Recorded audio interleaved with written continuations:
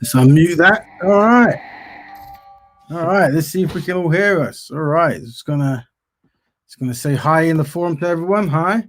Now I haven't shared this. Let me quickly share these links, guys, while everyone gets ready. While I share this, let me see if I can find the PDF. So welcome everyone to the Black Betterment Broadcast. I'm your host, Rap Raven. For those who are regular, you will know, but for those who new, this is who I am. And hopefully, maybe in some future time, you're going to hear this voice and understand that at a certain time in history, Black people got together to try to do something for self. That's what's happening. So let's see if I can find that PDF. Here we go. Looks like that's the one. And according to this, is show 24. All right. So while that's there, let me make sure I get rid of all this stuff here. Looks great. Read mode. Yes. All right. So while we do that, I'm just going to give you 17 seconds, guys, because it should be very easy to share this amongst the many social groups we're in. Because sometimes if I don't share it, people say they forget and, they say, why don't you share it? So I'm just going to quickly do that now. Voila. Shouldn't take too long. Hope everyone just make yourselves at home. Come into the whole forum on that. If I can find any. There we go. Voila. Great.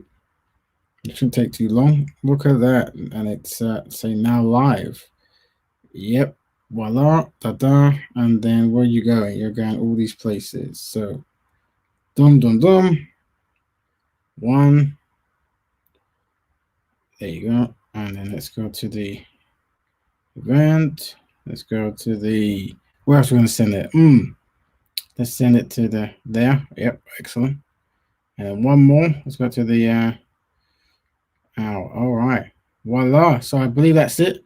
We're good. All right. Excellent. So good show today, guys. Tell your friends to tell a friend that we're live. Remember, this actual broadcast works for a small group of people having a good conversation about constructive stuff. So now here we have the Black Betterment Broadcast show 24. So let's go through the traditions as we always do. What are we seeing? All right. So after much research, I've unfortunately concluded that currently Black people are collectively inadequate. Unfortunately, this is what seems to be the observation at the moment. So naturally, this seems to be a cause of concern for many. So let's move on. So we're going to have to discuss some of these inadequacies and some of these challenges. And as we do this, I'm recommending we use the 4D values. For those who don't know what the 4D values are, those are discipline, dedication, dignity, and discernment. That's what the 4D values are. So whenever we discuss, we try to use these 4 values. Out there in the world, if you want to discuss Black Betterment or anything on a constructive nature, I would recommend you use these 4D values. Voila.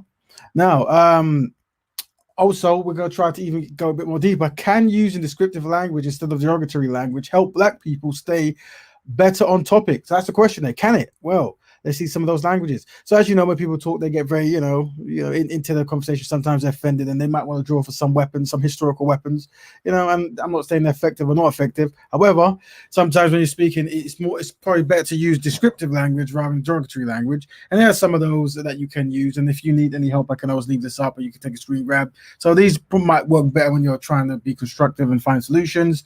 Let me know if it works for you. Go out there in the world, debate people, have conversations, and try to switch some of these words around and see if that actually allows you to better find solutions for the challenges that you're discussing. Never know. Experiment. All right. Now, what is Black Betterment? Well, Black Betterment is Black people helping Black people on Black issues for betterment. That's what it is. That simple. So when we break it down, that literally means that Black Betterment is a lifestyle. So this broadcast is promoting the lifestyle of Black Betterment. That's right. That's right. All right. So today's topic, as we are still in Black Women's Month, so we gave Black women 1 month last month for Black women topics, but because Black women are very important to the Black people, we've pushed over to make it 2 months. So in this month and this week, this show 24, do Black women get overlooked and replaced when it comes to representation and acknowledgement? Now, the best people to talk about this is actually Black women. So here's why we always send out invites and we let people have their discussion and their opinions. And we want to be very inclusive of people so they can have their say and let them know there's always something to listen. And the idea is to find solutions. But before we get there, we're gonna discuss how to deliver sensitive information. Yes, because when you start getting down to certain representations, certain ideas, certain who is who and why is they and this kind of stuff, sometimes you might actually stumble on, some sensitive information, and sometimes there's historical progression that you never want to knock down, because and this is what I'm going to start the conversation about how do we go about doing that, right? How do we go about discussing sensitive information, and this connects to something else which I'm going to as well in this short amount of time. So how to deliver sensitive information, and what I'm suggesting is, one, highlight the positive progress in the content. So highlight, something that is being done that actually is beneficial, and there's a reason for that. And then highlight the shortcomings and missed angles. Now, what I'm saying is, historically, there has been challenges, and black people have come together to try to find solutions for them. And they've made some grounds in some areas, and in some areas not so much. But what we might do as a collective is we might go straight for the shortcomings, and we fail to acknowledge some of the strides that were made. And sometimes that might paint a picture that might by stumbling on the sensitive topics areas, right? So what I would say is, whenever you're critiquing any strategy or any idea, try to highlight the progress made in that particular idea if you can, and then after you've done that, then try to just, go, well, there's some things that might be missed. So let's try to go over what's missed, or maybe something that needs to be reformed or updated or just flat out changed, So let's move on to the physical characteristics of black women, all right, which is a very important task, because when you talk about representation and all this kinds of stuff, sometimes this is where, or many times, this is what it seems to stumble on. So let's break down certain physical characteristics of black women. Let's really go. Let's go there. All right. So when you're talking about black women, many black women have these many kinds of features, characteristics, tropes, and all the rest of it. Right? You have skin tone, the amount of melanin, lack of melanin, and that makes up, the colorations that you see of a black woman. The facial structure, the arrangements of the eyes, nose, mouth, these kinds of stuff, right? And then you also have the hair texture, that also makes up, that's something that people physically see. And there's something that I thought star next to it, because it doesn't necessarily affect physical characteristics. It can to some degree, but generally no, where you're born. Some would argue, lack of sun, all the rest of it, but we won't go there now. So but I'll put it there because when it comes to representation, I suspect that something like on certain areas, maybe this might play a hand into, wanting to really refine certain things and get representation more rounded. Who knows? And then obviously your parents and your lineage, who your parents are, where they're from, the combination of, or the lack combination of, and that kind of stuff. So these are physical characteristics of black women. Now we're going to be talking about the topic here. Let's just go over people coming in. The topic is, do black women get overlooked and replaced when it comes to representation and acknowledgement? And then now we're on the characteristics. So this is a very important topic, and obviously black women, will send a link out for you guys to talk about this. But now let's look at three different women. All right, we've got Naomi, Amaka, and Jada. All right, and if we look, skin tones, one is dark, two are light. Facial structure, two are broad, one is slim. Hair texture, one is tight, two are loose. Birthplace, quite different here. We have Jamaica, one from Jamaica, birth that is, one born in England, one from the USA, and then obviously the parent in the lineage, we have their parents from Naomi, Afro-Jamaican, Amaka, Afro-Jamaican Igbo, and then for Jada, we have Afro-American and Italian. So, all these combinations contribute to the physical characteristics of the actual black woman. And obviously, when it comes down to being represented, it could be in the media. The media seems to be a very go-to place for representation at the moment, as in what people physically see. And some might feel that, in some aspects, maybe only a certain type of black woman is seen more of. If and obviously there's a story that we have to discuss. So if that's going on, why is that going on? And do we have to get a better balance? Well, that is what it is. But these breakdown characteristics here, if you look at them, they contribute to different phenotypes, different physical, different characteristics. And historically, certain combinations of certain, characteristics probably got more representation over. There are stories of some people, they're doing certain tasks, and when it comes to representing them, someone else will step up, and maybe they don't know that someone else is being represented. Maybe, within groups there are groups, and everyone is equal. But of course, when it comes to trying to get that more holistic kind of look and feel, maybe you need to actually show more. Who knows? That's what we're going to be discussing today. So this, just so you know, people who are viewing, because we are in Women's Month, and this is all about the Black women. All the topics tend to be triggered, and triggered, sent, dissected, brought forward, suggested, emailed, text, pretty much 100% by Black women, because Black women know what Black women are looking for, or what they're lacking, more than most others, if not all others. So I can always tell you my perspective, but essentially, what I'm doing here is creating a dialogue for people to jump in. So what I'm going to do, if I can find it here, where's that? There we go. There's that fantastic link. I'm going to throw the link in there early. All right. Just going to quickly throw it in there. So obviously, just so it's there, if anyone wants to say it. Are you a Black woman? Do you feel that you might be, replaced in some way, representation and acknowledgement? Do you feel like there's certain things you do, and maybe other people or other different variants of people might get a say? I don't know. If that's the case, what do we do as a community to try to really iron that out? I don't know. Your stories are better than mine. Is there any stories out there of people, women who feel that? I'm well aware. Obviously, one other thing that I'm going to go into now, which is very important, and this is something that hopefully we can work together as a community on, it's the concept of knowing something is a sensitive topic, but not necessarily want to bring it forward yourself or start the conversation, because you might be misunderstood or labeled a certain thing. So obviously, if, for example, let's just break down some of the women. Let's just say, hypothetically, right? Let's just say, is this thing even moving? Where's my mouse? Okay, that's moving. Well, magic, yeah. So look, let's just say that Jada, right?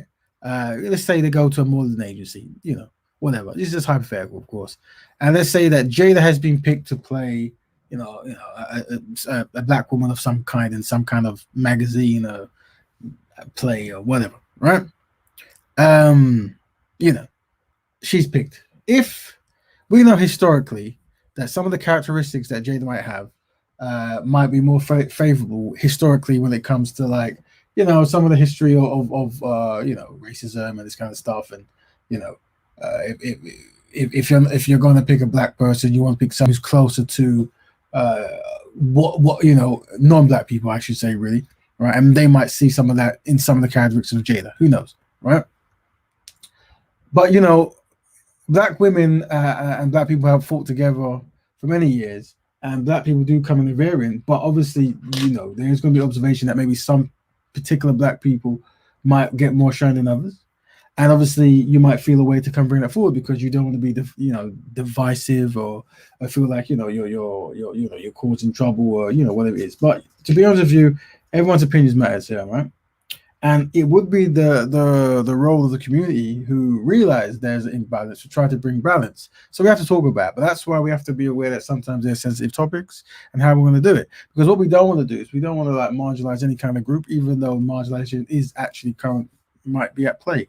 So it's how do you tackle that kind of discussion? Because essentially, from a certain standpoint, no one might be to blame for how the powers that be direct their behaviors, right? All we can do is change the way how we behave. Hence why we have a Black Betterment Broadcast, right? So that is why we're hitting this topic of, can we change? Voila. How to deliver sensitive information. All right. So are you a person, maybe a darker skinned person, who feels that maybe, you might not be represented as much? I don't know. Do you feel a way to bring it forward? If you do, why? Do you feel that if you bring it forward that people might say you're hating? I don't know. Has that word been thrown about before? Are you hating? Is that what you're doing? Well, I don't know. Let's talk about it. trying to find out, are you a person who might not be a dark skinned woman? And obviously I'm going to the dark skin, light skin because that's obviously the most sensitive topic. But as you can see by this particular grid, there are many different tropes and physical things that play to the overall physical characteristics of Black women, and when it comes to putting people in some kind of representation, these things play up. People pick what there's a combination people might want to pick. Also, you might get those situations where maybe someone of a darker, more broad, particular characteristics, did a certain thing historically, and then when it comes to representing them, they're not really representing them closest to how they looked historically. Could that be an issue?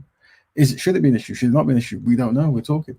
So I've placed a link out there. This is a very obviously it's one of those topics that we are going to approach very respectfully if we can, right? But generally, this is what that is. Now, I'm just gonna scroll on it. So for that, let me see if I can do it as well. Just so you know, this is Rap Raven's actual personal page. I've actually set up a page dedicated for Black Betterment that we're going to work together as a team moving forward, and we're going to pick the topics and try to expand the rest of it. So what I'm going to try to do now, if I've still got that open, is let me see if I can actually maneuver. Where is that? Oh, there we go. It's this one out. Let's see if I can go to live, and I'm going to see if I can put a comment in the. Oh, this is when you try to do something, that's when everything starts going topsy-turvy. All right, so let me look for. There we go. Your channel. I see it here. Fantastic. Let's search for this actual live. Let's search for the Broad Black Betterment Show. Right. Excellent. Let's see if anything comes up. Probably not. Oh, there it is. It says it's live. Isn't that great? You run a search. Now I'm looking live to see. Yeah, sure. Let me mute that because that's the synchronization will probably kill everyone. All right. Now what I'm gonna do, I'm gonna put a little smiley face in the group. Look at that. You can see. If you see anything that says Black Betterment, follow it. You can't actually leave you can't leave. Oh, you have to wait for the show to end. All right, cool. Well, either way, and let me actually put the link in there even better. So I think I placed the link somewhere. It's very important because I keep forgetting to do it, and I always leave things to last minute. But realistically, you want to have a dedicated space for Black Betterment because with me, I'm going to probably put up videos of a media or music nature or something, and it's let's just have a dedicated space. So let's find that link. So if you're here we go. I think I found it. So guys, I'm putting the link to the actual channel that will be dedicated for Black Betterment. And if you see it, follow it. Tell your friend to tell a friend to follow it. That's what we want to be doing. And then, like I said, is that in there? I think it is. Voila! I think that's in there. Now. Look, let's see if it turns up with using magic. Does it turn up? Let's see. Some long posting. Let me put it in here as well. So there's two. I'll put it from both. All right. There's two links in there. Let's see. I don't know if it doesn't seem to turn up. Either way, there you go. Right. So, ladies, like I said, does the topic? Let me leave it on your topic so you can see it. Where is that PDF? Now remember, it could be a topic that we can't cover this week. I don't know, and it's a very do Black women get overlooked or replaced when it comes to representation and acknowledgement? Now I've just given one example. There's many different variants of how people interpret that particular piece of language. So if you're a person and you feel that I read that a bit differently, how I think that connects to the story I want to tell is this way. But like I said, we are Black Women's Month, so your Black women have first. But you might be someone you want to talk about something else to do with Betterment. Let me know. Like, by all means, the link's now in the room for the forum. So if you look in there, the link is the one that says SteamYard. Jump on board, have your say. But while we wait for people, we are gonna then do something that I try to practice, and it's methods of how to deliver sensitive information. One thing I want you to always look out for, people, is patterns. The reason why it's important to look at patterns is because what you will see is you'll see many Black people who confess that they want to find solutions for Black people and be part of the contribution and move forward, but unfortunately, you tend to find that some of these people then don't see eye to eye with each other, you see, and And then what you see a pattern. You see a pattern of black people who confess they want betterment to actually be in some civil wars. So you have like influencers who don't get along. And of course, you can't always get along with everyone. That's never, no one says you can. But it's a pattern we have to watch, and that's why delivering sensitive information as well as how to communicate using the 4D values. There you go, fantastic. If you turn up, very this can help. This can help minimize, and obviously language we use, but the sensitive information, be very wary. Highlight a positive progress in the content, and then the shortcomings. Because we're all going to move together, but we're not necessarily all going to have the same idea, and we want to make sure that as we're trying to reach for that, we don't cause further challenges in the pursuit of actually trying to find any kind of solution. This is something that I've been observing. This is when I go and I start doing public debates. I generally try to get a good platform down, a good speaking guy, and so some people can come in, but not everyone's going to agree, and there are going to be grand disagreements. But I think we want to be very, very conscious about how we present information, and this is something that I talk to men as well. How you talk. Like some black men might have some heavy criticism for black women, and obviously black women have heavy criticism for black men. We understand all that, and but how you deliver it is key, isn't it? We want to make sure that when you deliver this information, we're not further pushing people away or cause any kind of division, and that's very important because you're going to tend to find that sometimes you have a point one topic, and then because of how we deliver something, we then introduce a point two topic, and the point two topic is the one that has a historical triggering and anxiety is connected to it, and then it will take the entire communication time and time dedicated to find solutions to focus on that side part two topic, and then we completely miss part one topic. So that's why all these strategies I'm pushing forward, right, is how we can best talk and keep on topic, keep on path. Now, if there's any questions you guys have there, people, just put it in there now. I've put the link in there.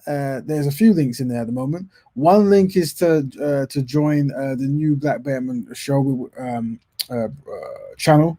We're building up another channel so we can have a dedicated show just Black Betterment. And the other is if you wish to join this live stream, and this live stream is discussing this topic, which is, do black women get overlooked and replaced when it comes to representation and acknowledgement? It doesn't happen. If no one joins, then the assumption is maybe not. Maybe actually things are actually quite good. But where I really want to take it isn't even necessarily the topic. It's the acknowledgement that sometimes, let's just go for the black women side, there is a reluctancy to bring information forward because of fear of labeling. And I do think that's where people like myself and other people have to come in to, do some of the heavy lifting in that, and understand the representations, and understand that no, it isn't necessarily that someone's hating, but they themselves are realizing patterns. So this was, where's that link? Hold on, there's a second. Anyways, find it again. Lobby. Is it lobby? Ah, there it is. Fantastic. Look at that. It's great. So we're going to put it in there. And now, like I said, guys, these particular, and as time goes by, we'll be introducing more shows.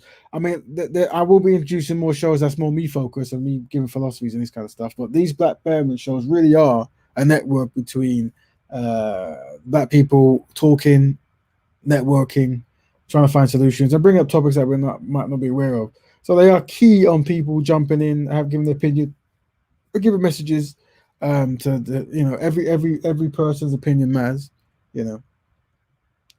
So let's not forget that. But let's see, can I see that? Hold on. Voila. Do black women get overlooked and replaced when it comes to representation and acknowledgement?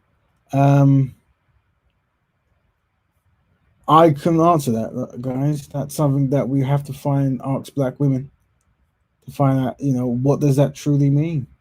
This was a request. Um, are all black women the same? You know, it's interesting. As we're typing. I'm looking at. This might be a good. This might be a good picture to share. Let me. I don't know what this person's gonna. I'm reading something that says light skin privilege. So I'm taking down the skin route here, but obviously some women might feel no, we don't talk about that. And so a scenario I'm pointing at is there was a Nina Simone film. It's quite old now. It's maybe a year or so. I can't remember. And I remember Nina Simone. If you don't know who Nina Simone is, Nina Simone was a very good singer, very talented singer, and very political, savvy. Had a very hard life and captured that in her art and all the rest of it. And in the diagram, Nina Simone would have been, if I can actually find it now. Let me actually let me click on this. All right, well, what's going on there? Skip. That's amazing. All right, let's see if there's any picture. Any pictures? Let's type in Nina Simone. Yeah, so anyway, Nina Simone. Voila. See if I can find it. I'm sure you know Nina Simone. It's Nina Simone. Let's type Nina Simone colorism. I'm sure amazing pictures will come up for that. Colorism. Let's see if it Nina Simone colorism. All right. Yeah, that might be a good picture. Let's but what would be good is if I got the picture of what happened afterwards as well. Yes, that's a good one. Look at that. Okay. Oh wow. It's amazing when you see this stuff.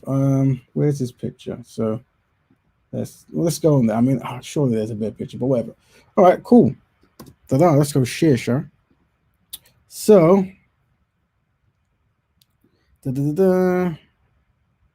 stop share. And then share screen. Let's go share screen. Oh yeah, that looks good. All right. I wonder if I can zoom in. Let's see if I can zoom in. Probably. I think I can. I mean, yeah, that's as good as you're gonna get. That's as good as you're gonna get. Oh yeah, maybe that's better. Look at that technology. All right. You say accept and all that is probably putting cookies on my machine. There. Right. So what are we talking about? Yeah. So we're talking about representation. So this is Nina Simone here. For those who don't know, very good singer. Check out her music if you can. And this is a woman of mixed origin. I think one black parent, one non-black parent, I believe. And I understand that she didn't really. She identified more as mixed, which is interesting. But she's an actor, and someone somewhere said, "Let's, you're a good actor. Why not get you to play Nina Simone?"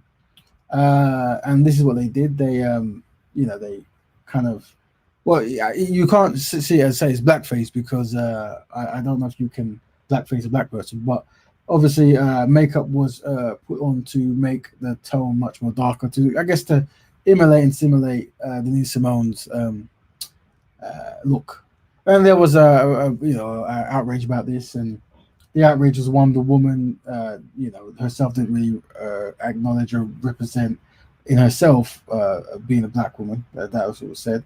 Also, the woman herself wasn't actually a singer, which was another issue I remember back in the days. Like, why not get a darker skinned singer? To which there apparently are many good black dark skinned women who can sing and act.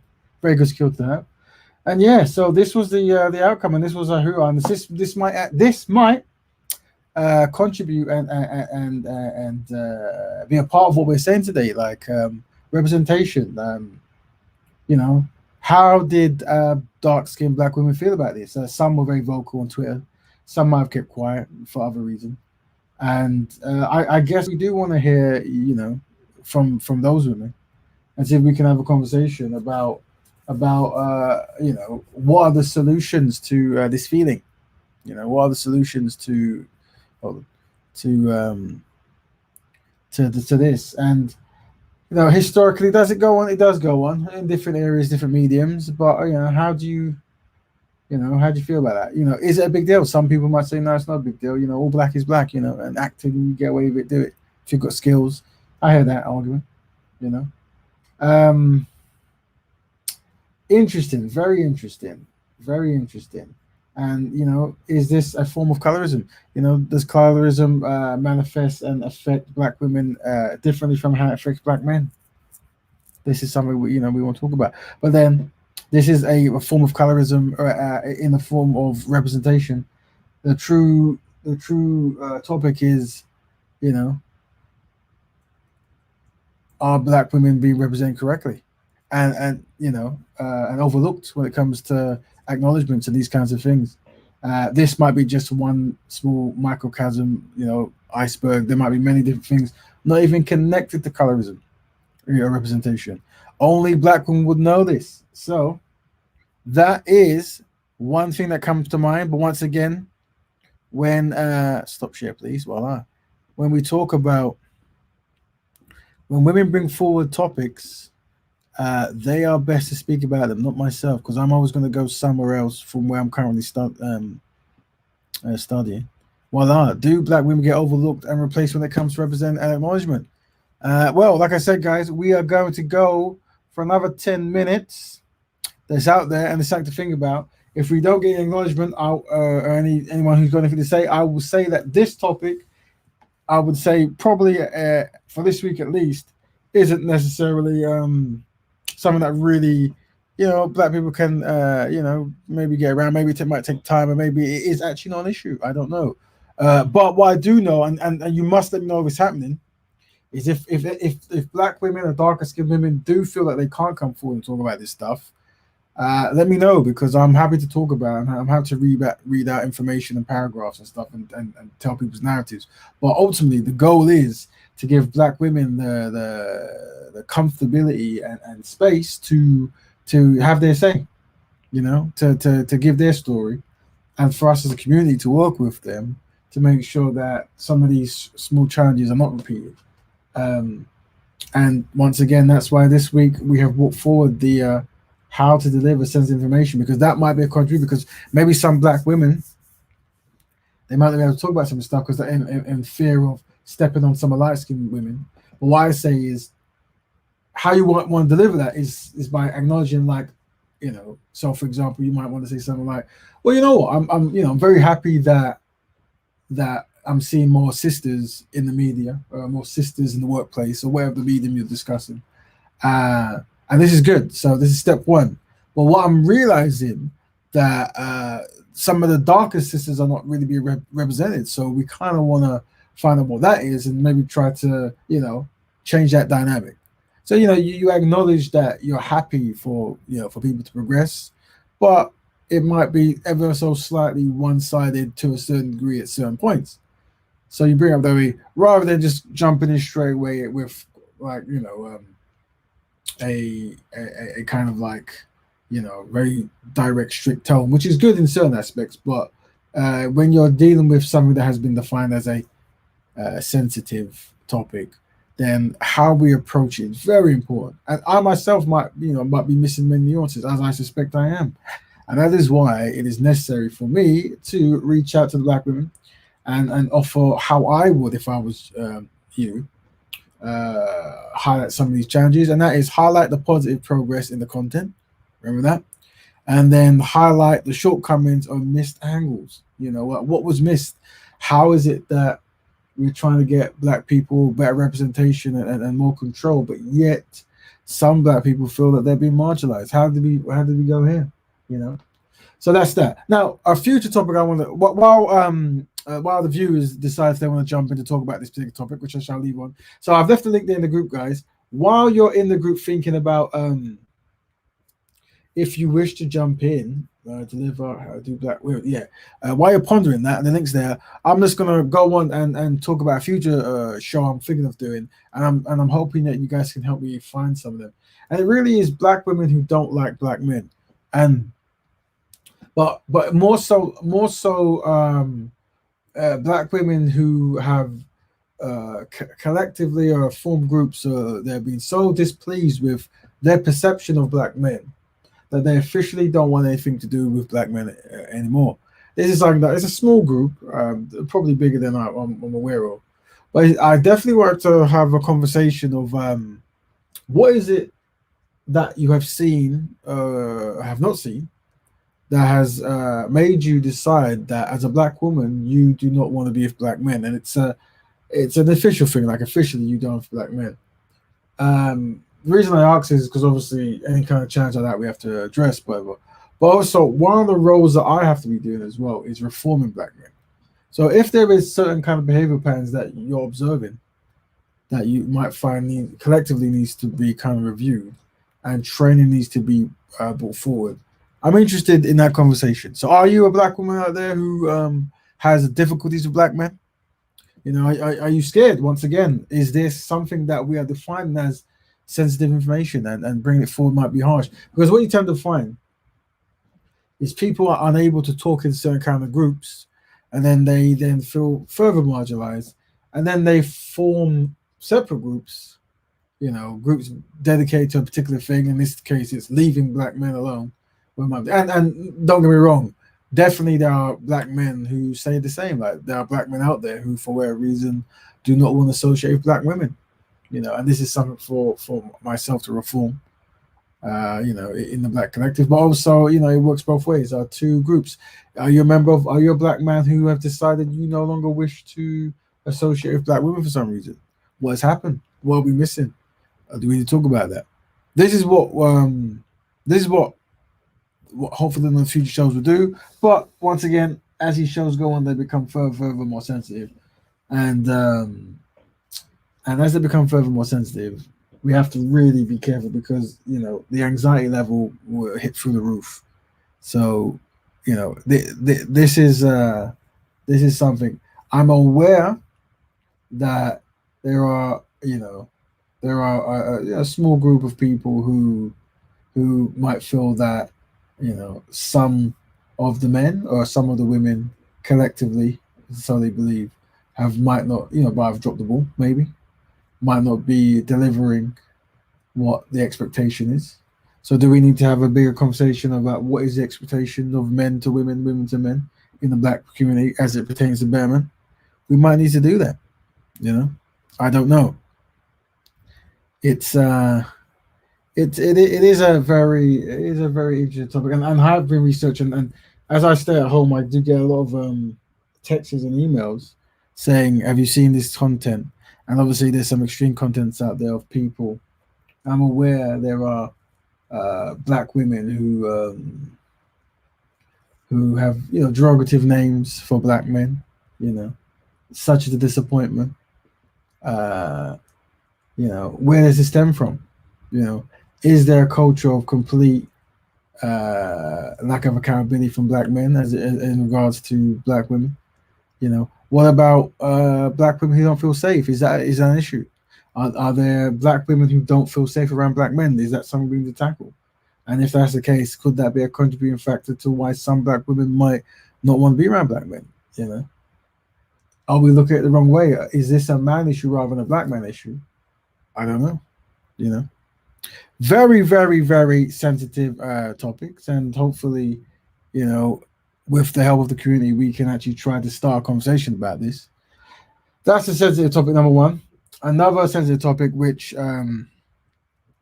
we will have to tackle is, you know, how do we communicate, you know, with the homosexual community? It's something that many people, you know, there always seems to be a clash somewhere when it comes to, you know, the agenda. You know, what is the agenda of black people? And, you know, some people say that sometimes when black people have a fixed agenda, new groups within groups come in, and that agenda then trumps it. So some people might say that, you know, some of the LGBT topics might actually, you know, might actually over to. Oh, we have a question from brother Kel. Let's see. This is forward to see. It would be great if you could do shows focused on the African descendant male teenager and female teenagers and how to protect them economically, culturally.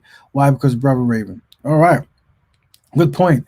So what Brother is saying forward is it would be good for us to have a show focusing on the teenage areas, the younger generation. Here we go. I see. Upwards have been. All right.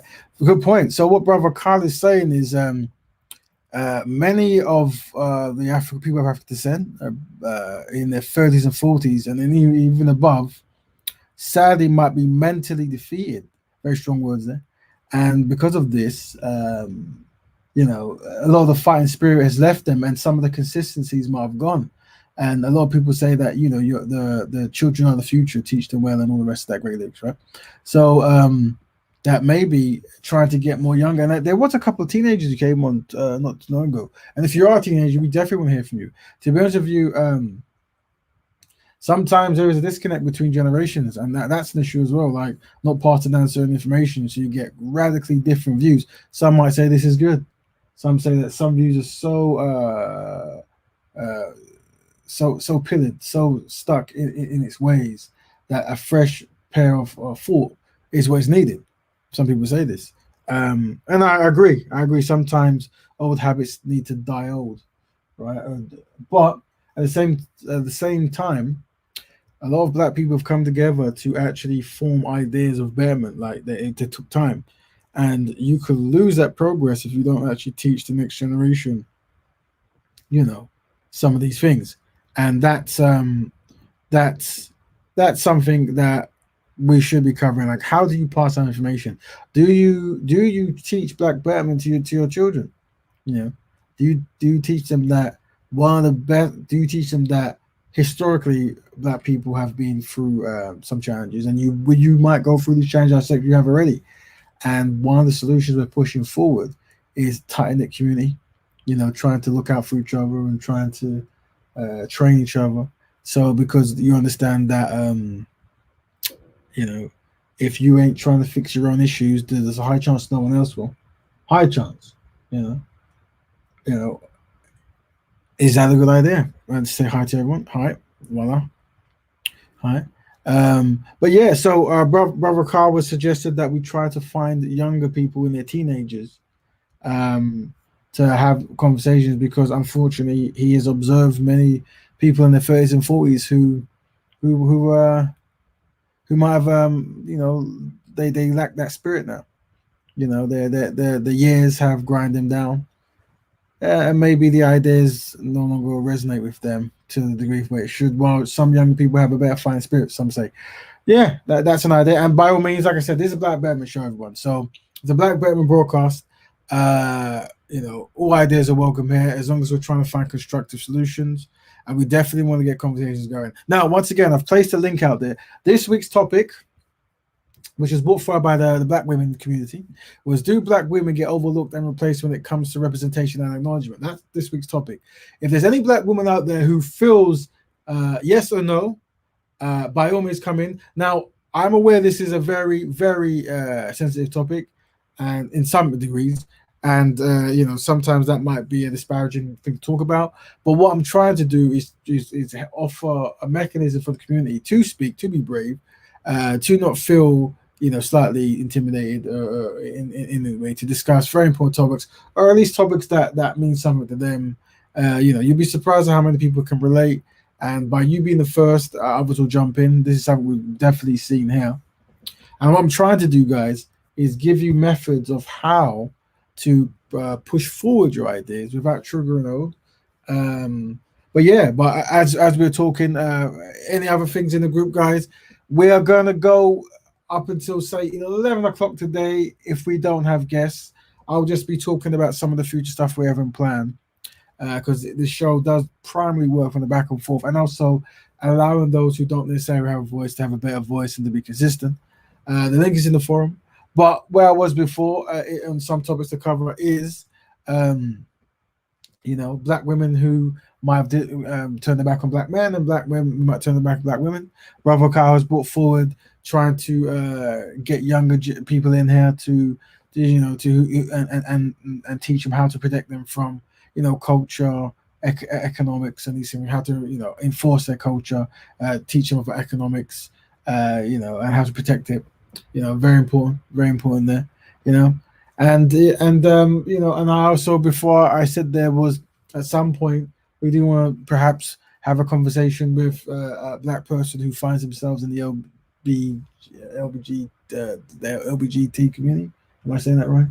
There's somebody now that I could be forgetting. LBGT. Let's make sure I got that right. The LGBT. There you go. It's that, memory's not great.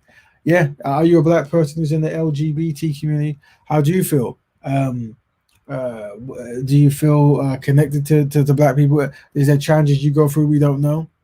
Um, some black people might feel that when black people come together, they, some of our wants and needs seem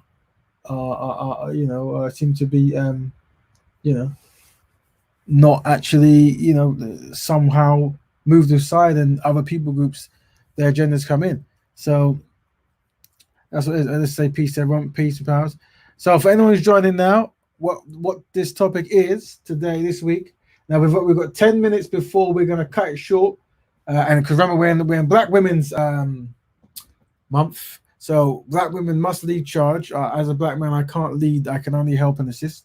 And the question that was put forward last week was: do black women get overlooked and replaced when it comes to representation and acknowledgement? Now that means many different things. I started talking about colorisms in the media, but that means it could mean something completely different to a black woman. When it comes to representation and acknowledgement, it could be it could be, and only black women would know that. So if you're a black woman and if you're a black man, and you have, we always welcome black men as well, but black women come first this month, and you have an opinion on this, now is your time, because after 11, we are gonna cut it short because, like I said, this particular brand of show does rely on the opinions of the viewers. Just so we can get an outlet and we can actually work on a plan.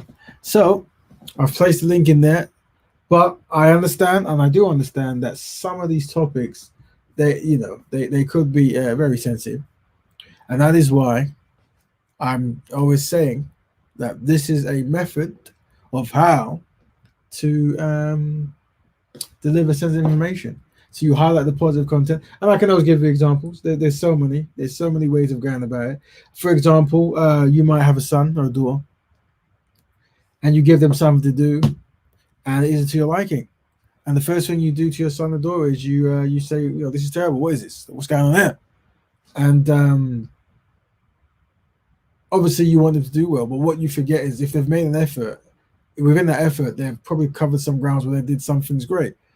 But into the overall, I cannot understand what they're trying to say. So start with them by saying, "Well done, Abu or whoever. You were told to clean your room and you did good. Like the carpet, that's good. The bed, maybe we can talk about the bed. The carpet, you get 10 points for, but the bed, no, not really. What's going on there?" And then and then you highlight the shortcomings and the missed angles. And then you demonstrate.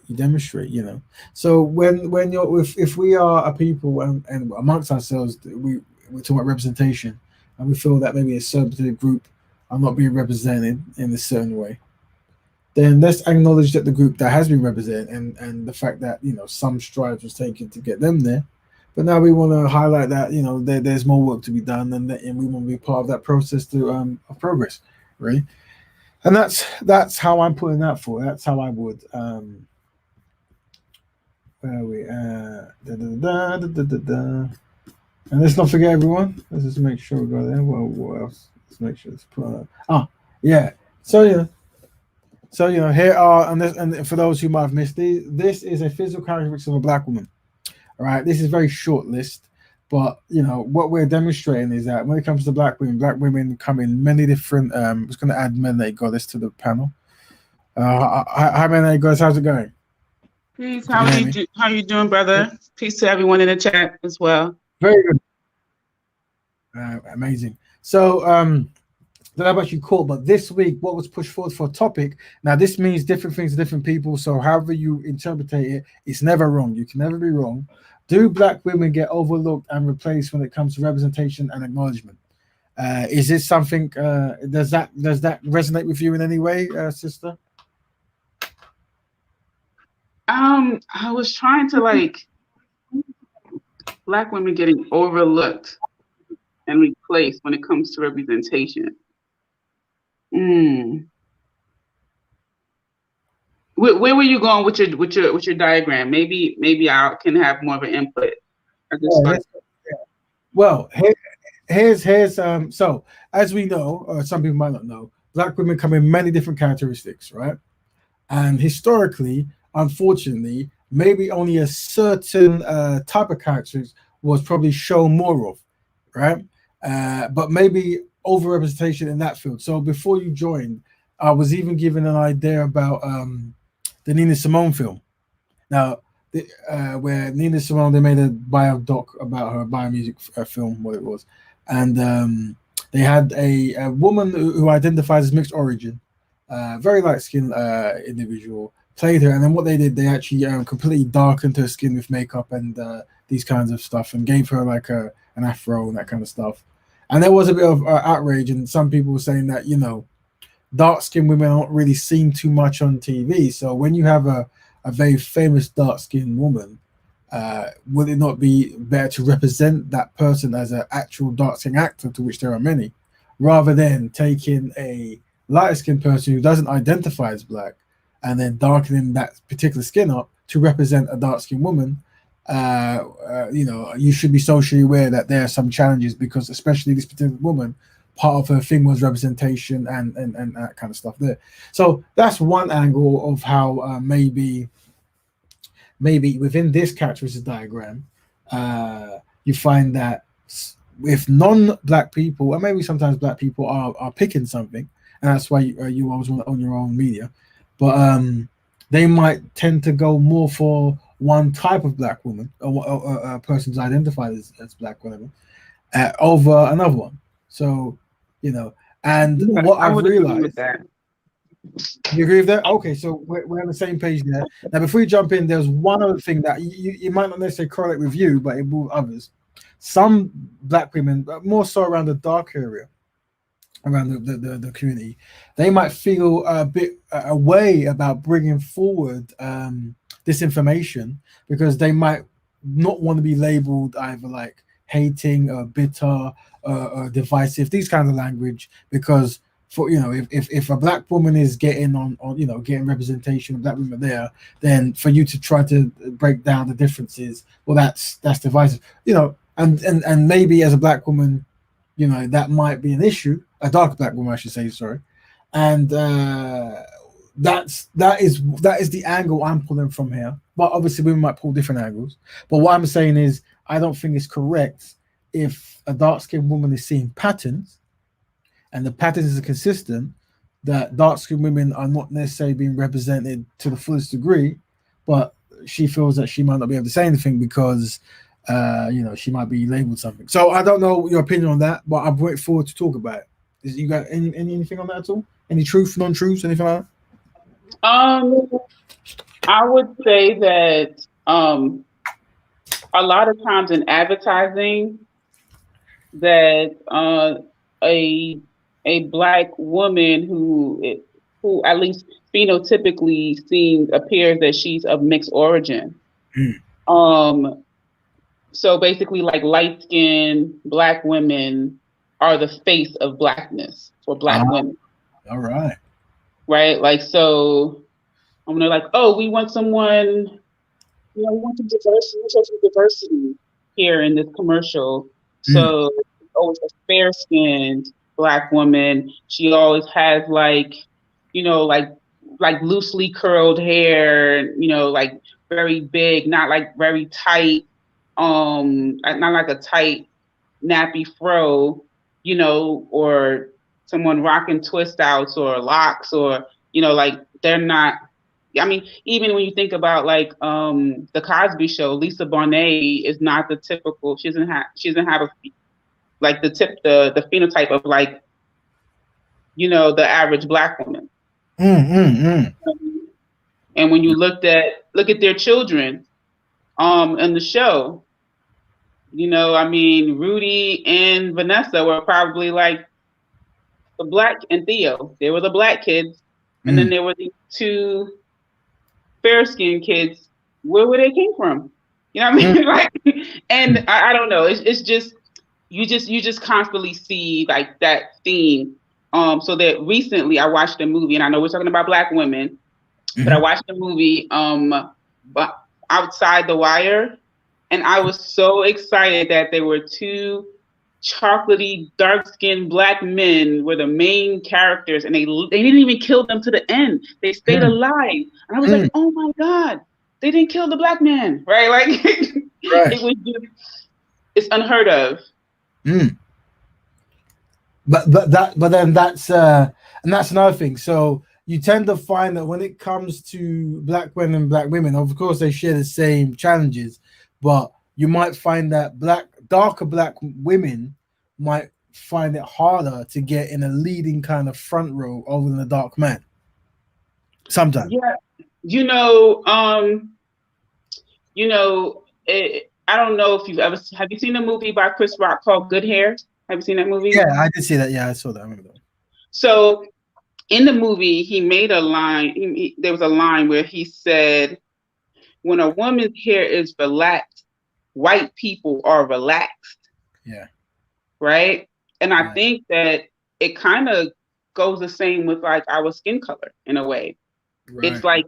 like darker skin is like more threatening. It's more, I don't know, like all of these psychological like negative terms Mm.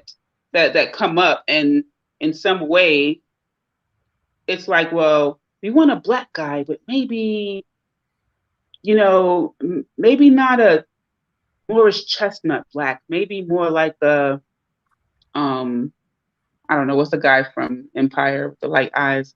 Oh, Terrence Howard. Like a yeah. Terrence Howard black. You know what I mean? Right. Like, um, he looks black, he's a black guy, but he has hazel eyes. You know what I Mm. mean? So he's doesn't seem like less threatening. Right. And Right. Right. that Right.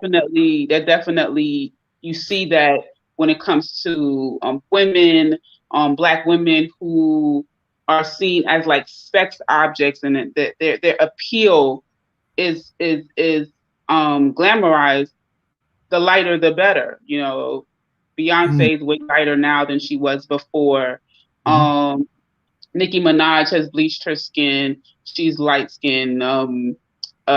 What's her name? Rihanna's lighter now than she was when she, like, you know what I mean? It's just this whole, I don't know. Mm.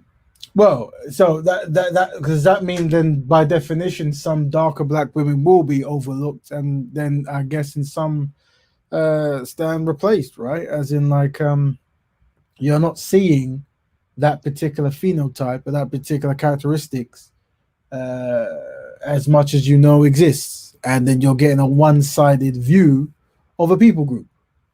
Right. I would say that there's some exceptions where Yes. a extremely dark woman, Mm. then she gets attention for being like, you're just so different.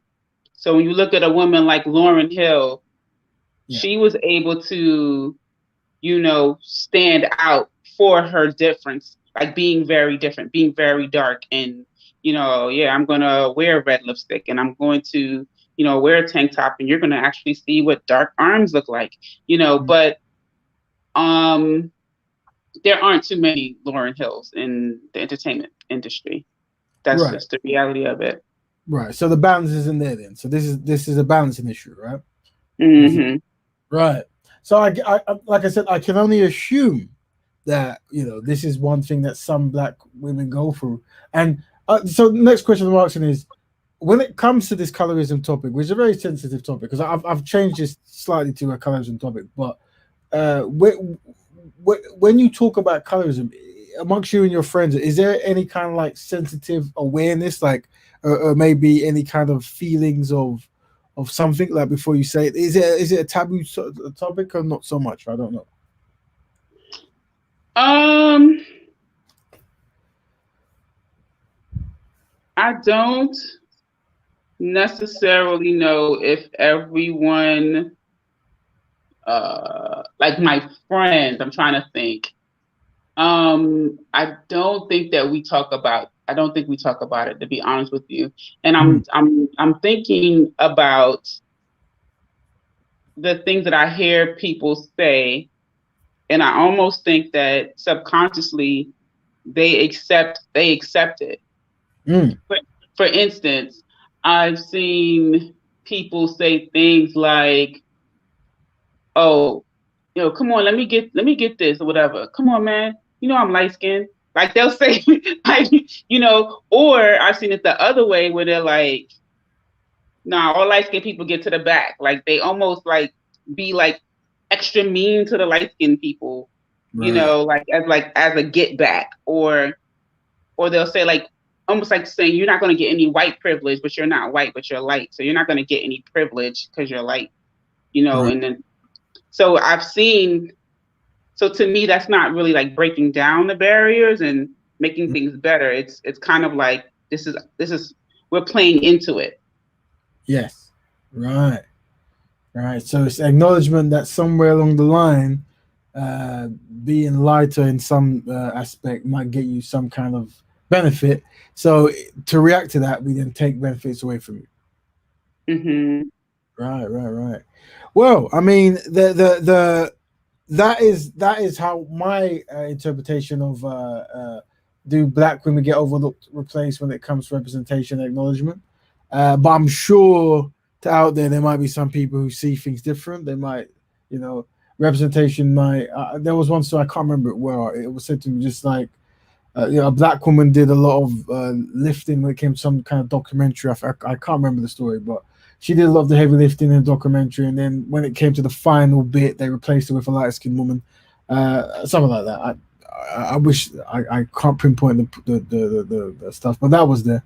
But yeah, I don't know. It's my area of interest really is if any black woman wants to talk about a particular topic, but there is reluctancy because of how the community might view her or whatever it might be, then my thing is to try to create a platform or a way of speaking that allows her or them to express themselves. I was That's just thinking of some examples. mm, On the Fresh Prince of Bel Air, the first mom was dark skinned Vivian, and yes. she was replaced by a light skinned Vivian, like just switched her out. Mm, And if you ever watched the show My Wife and Kids, the first sister was actually a dark skinned black girl, right.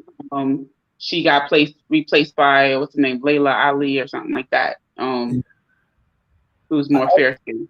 Oh, so I saw recently in the Coming to America, they're making number two, which is coming out soon. But in the first one, the woman who plays the main woman lead in that film, yeah, Hmm. a darker skinned woman who plays a queen or a princess who originally wanted to do the main woman role, but they told her no, you should do the queen role. And then the woman who had the main role, her sister was much darker, and they were saying that there might have been a pattern of like the darker skinned women having to really do certain roles that was away from the lead or whatever it might be. And I think it was mentioned, one woman in there who mentioned that's how she felt. I can't remember how long ago. So slightly. So that is mentioned. But then sometimes could we be in a situation where, because of the history we've had, whenever the conclusion is the darker skinned person doesn't get somewhere, could it be that because that history is there, it is the go to concept or idea? Oh yeah, I think that probably does. That dynamic does also exist. Yeah, because like I for think example, so. the Lillian. I mean, they had a reunion show which I haven't seen yet, but I was aware that with Lillian, the first one, is it Lillian Black? Is it Hillary? Vivian, Vivian, Vivian. yeah, Vivian, the Black Vivian.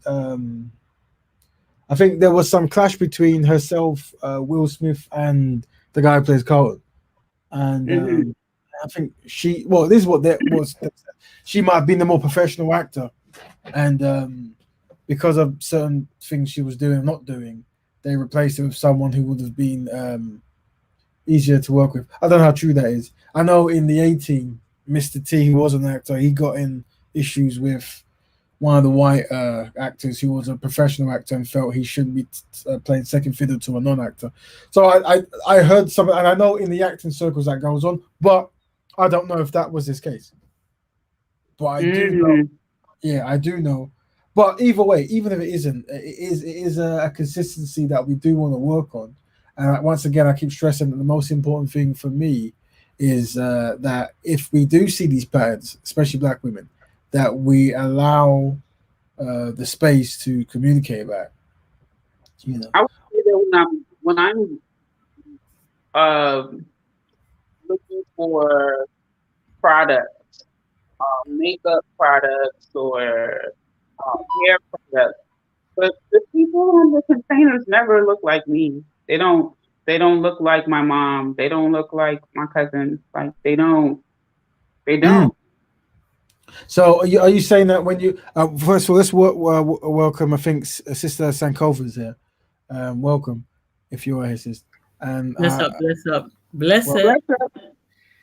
Blessings, melanated goddess. We have not shared a platform for God knows how long. I know. Blessings to you, sis. How are you? I'm good, I'm good. I'm giving thanks. And little And boy blessings to you. Chakaraj speaking. Oh, yes, he is just full of beans, full of the joys of life, continuously just, yeah, his character is just so big. It's so big. so sister, before you joined, there are two things. One, melanated goddess said that when she buys beauty products, she doesn't really see herself in some of the packaging, I believe. But also, the question was, do black women get overlooked and replaced when it comes to representation and acknowledgement? That line might mean different things to different people. Does that mean anything to you at all? Firstly, as well, after us women are showing ourselves love, I want to big you up, my brother, and give thanks for the platform. You're welcome, sister. But what was I gonna say? Yeah, I totally agree. I just came in when you lot was talking about Aunt Viv, and the replacement there, and you know that what was being said in regards to her being difficult and stuff like that. There was a lot of dynamics because I watched some of that reunion. But what I was gonna say was, I do agree that sometimes when you know, there's a lighter skinned sister, it might not always be, you know, that colorism situation. But with the whole light skin, dark skin Aunt Viv situation, the difference was as well was that they wrote the character totally different. So the dark skin Aunt Viv, you know, she was academic, she was a professor, she had a level of activism in her background with Phil, she was outspoken, you know, she had a major role in the family, a strong bond with her sisters, and do you get what I mean? There was a lot of character development around that. When they changed that character, that Aunt Viv then represented this idea around, you know, wanting to be like the ditzy white woman, essentially. She didn't really have any presence in the family. It was always, you know, for most of it, Phil was sleeping on the couch for some stupidness of some stupid argument they may have had. You know, they didn't talk about her work anymore. It's like she didn't have nothing to do of any kind. Right. It's like, you know, that kind of feeds into it. The same like when the young lady of my wife and kids, it was like I think, I don't know, I heard Melanated say, yeah, it was a dark-skinned princess that they played before. And the same thing when they replaced her, that princess now, she's ditzy, all she thinks about is boys. You know, so and the dark skinned one always has an attitude. Always the dark, like so. Vivian, she was her strength could seem like a little much. It was always like I'm gonna tell you off. I'm gonna give it to you. But then the light skinned one is more. She's more calm and she's more. Oh yes, Phil, honey, have a drink. What? Yeah. And it's like there's no middle. There's no balance with us. We're either that way or we're aggressive and we're, you know, neck snapping and, you know, finger clicking. There's no balance, and we can't be seen as balanced, if that makes sense, and holistic in that sense. So I think, yeah, so I just wanted to answer that. I can't remember what the question was now though. Was it that does representation matter? Yeah, so the question was, do black women get overlooked and replaced when it comes to representation and acknowledgement? You know, do we get overlooked? 100%. I think I would say we definitely get overlooked when it comes to,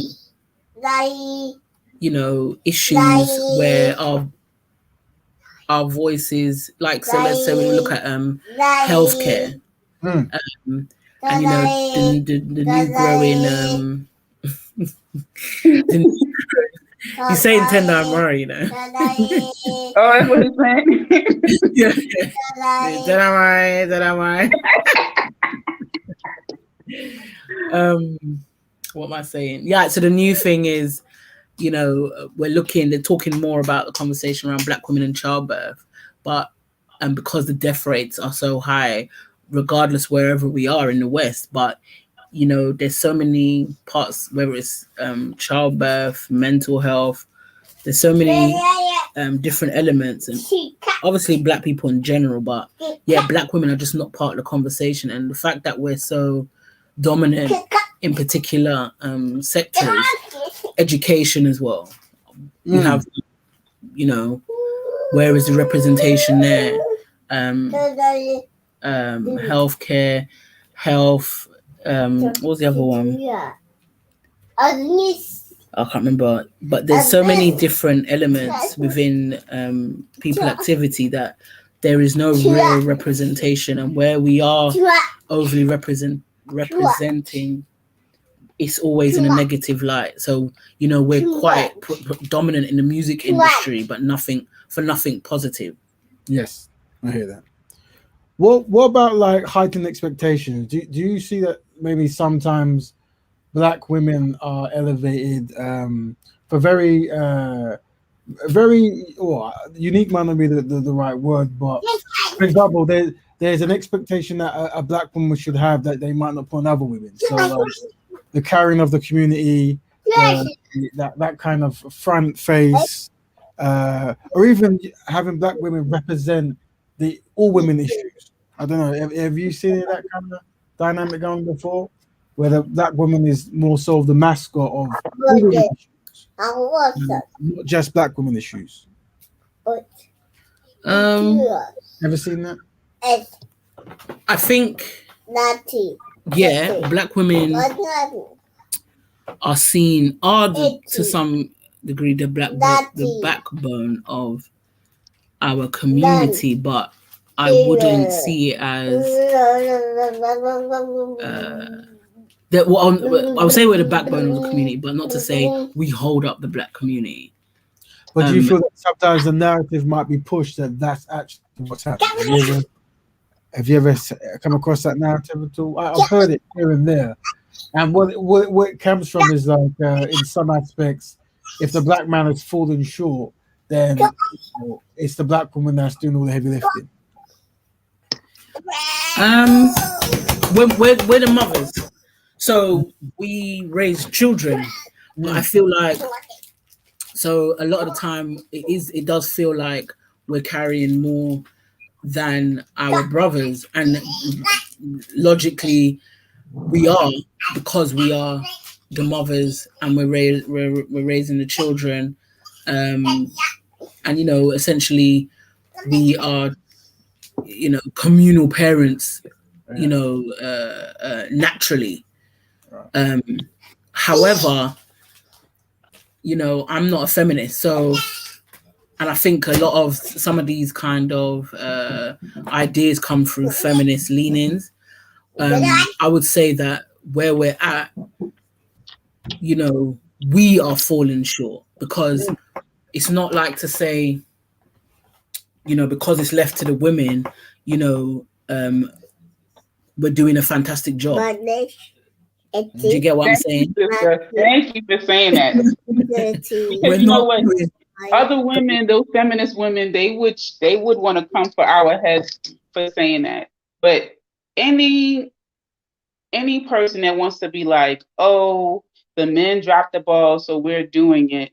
You should really like hold your tongue to say that, because if you look at the state of where the community is, you can't say we did a great job by ourselves. So it's obvious that you need both parts. To me, that's it's just evident. Yeah. It's just, we shouldn't be boasting like, you know. I'm sorry? Oh no, that's little man one. Okay. Yeah, we shouldn't be boasting as if, you know, we don't need men. So again, I am not coming from a feminist perspective either. And I think that type of rhetoric is just not healthy for our community. We're saying that we did it without them. What do? We raised our children to be in poverty. We raised our children to be in jail. We raised our children to be on drugs. Do we? I mean, do we raise them to be dropouts? Because, at least in the Black community in America, we have a humongous high percentage of adolescents dropping out of school in the 9th grade. They do not go to school. They stop going to school. So. What's the age range of 9th grade? 14, 15. Okay. Wow. Okay, so they're dropping out. Dropping out. We looking at our incarceration rate. Yeah. Any kind of statistical data. I mean, I think that things are getting better, right? Right. Things are getting better, but they're not good. So Black women shouldn't be like,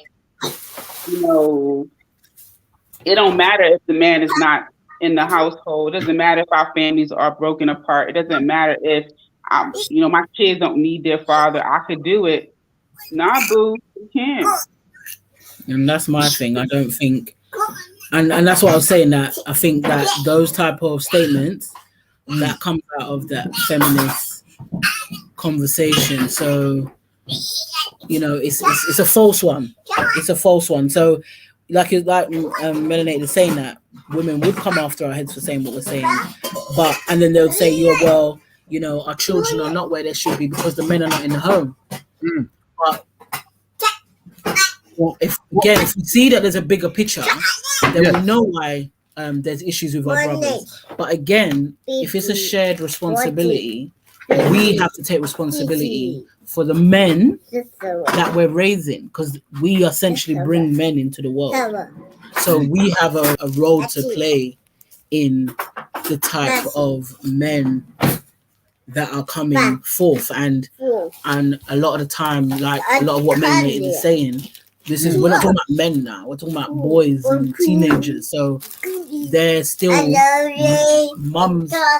Us as mothers, we have a stronger responsibility, a stronger hold with our children, because we're the mothers, innit? We're the first teachers. So until we start to accept some of our responsibility in where our children are at and where our men are at, then it's a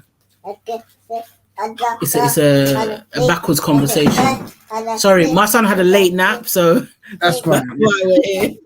But what I would say is, obviously, they're obviously in the Black community. There are women of different views, and some women, their approach might be perceived as too harsh towards men, and some might be perceived not harsh enough. It would be good to facilitate that conversation at some times, to see that balance of where some women think that there needs to be a more stern, direct approach to improving some of the men in the community, while some might believe, no, there's an understanding of why some things might have fallen short. Is that something any of you have observed? Like, has anyone ever said that maybe the Black women are not direct enough to the men, or maybe that there needs to be a greater emphasis on fixing challenges. I think Sister Melanated said that at some point, many people within 15, 14 weren't going to school. Whose task is it to correct that? If that is indeed a problem. I think it's both of us, men and women, to address that. And when you're saying for women to like address men, I think women need to address themselves first. Yes. And men need to address men. I'm always encouraging men to address men. Agree. Men need, and I think women, it's easier. Women, we come together more, we talk a lot more.